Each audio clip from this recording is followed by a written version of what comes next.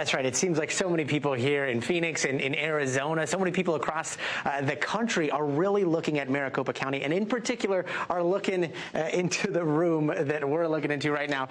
A little disclaimer, right before you guys came to us, there were a flurry of activity in here. People were working very hard, and then, of course, break time, people took a break. So this might be a little bit frustrating for people that are anxiously awaiting those results to come out of this room, but these poll workers have been working diligently for quite some time. I'm going to show you what we're looking at here.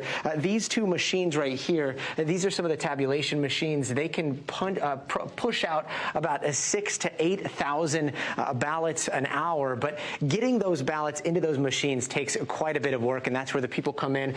So what we were seeing earlier, you guys were asking the Secretary of State about how the process works. When we were out, we kept seeing on Election Day people walking in with green envelopes. Those green envelopes were mail-in ballots that they filled out at home, and then they came in. The problem is, and it's not really a problem, it's just a function of the system here, when they fill those out, they turn them in, they walk away from them, it really takes a little bit more time to verify that they are the person that's voting. So they have to compare the different signatures. They do that here in this room, and then they have to prepare those ballots. One of the things that we've seen here is these people, these poll workers, working together.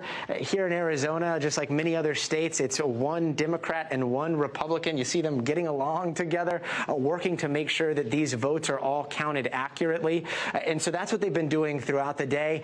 The bad news is when it comes to those 400,000 votes that we are expecting to see pretty soon out of Maricopa County, what we're hearing is that the first batch may be 50,000 to 100,000, the second batch somewhere around those lines as well, but we probably won't see those 400,000s for a couple of days. Not to put you on the spot, Gadi, real quick, do you have any indication on where in Maricopa County? I mean, I guess when you're waiting with your breath held, you got to know right down to the street and the county and the zip code. Do you have any sense of that? Yeah, well, the frustrating thing is it's basically everywhere. So they've counted they've counted all of the early ballots, and they've counted all of the day of walk-in, fill out your ballot. But what they haven't calculated yet is those green envelopes. The people that filled them out at home came in and handed them to those poll workers at those polling sites or dropped them off in those boxes. So how do they verify them if those people walk away? That's what's going on over the next couple of days. Yeah, how do they verify them if people walk away? The green ones you're talking about, so people drop it off and then they walk away prematurely, do those get tossed out, or how do they process them? They don't get tossed out. They're meant to be dropped off. So you can drop them off at the ballot boxes, or you can hand them to a poll worker. A lot of people wanted to make sure that their vote was being counted, so they didn't trust it going out in the mail. They wanted to physically do that handoff.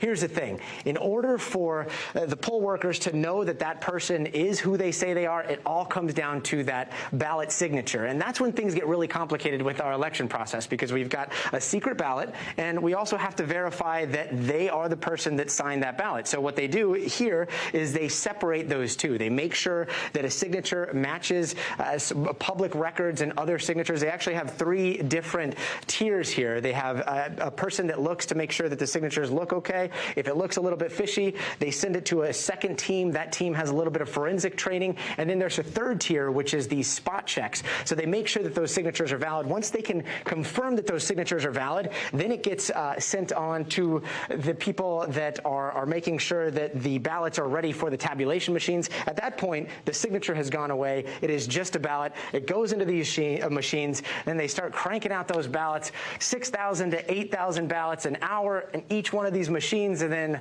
soon enough, hopefully, we will have those 400,000 outstanding ballots here in Maricopa County. They are saying they are not rushing.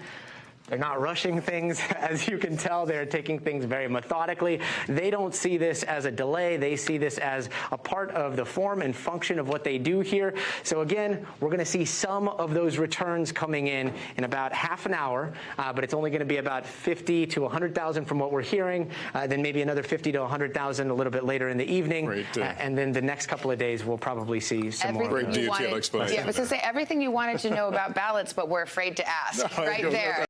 Hey, NBC News viewers, thanks for checking out our YouTube channel. Subscribe by clicking on that button down here, and click on any of the videos over here to watch the latest interviews, show highlights, and digital exclusives.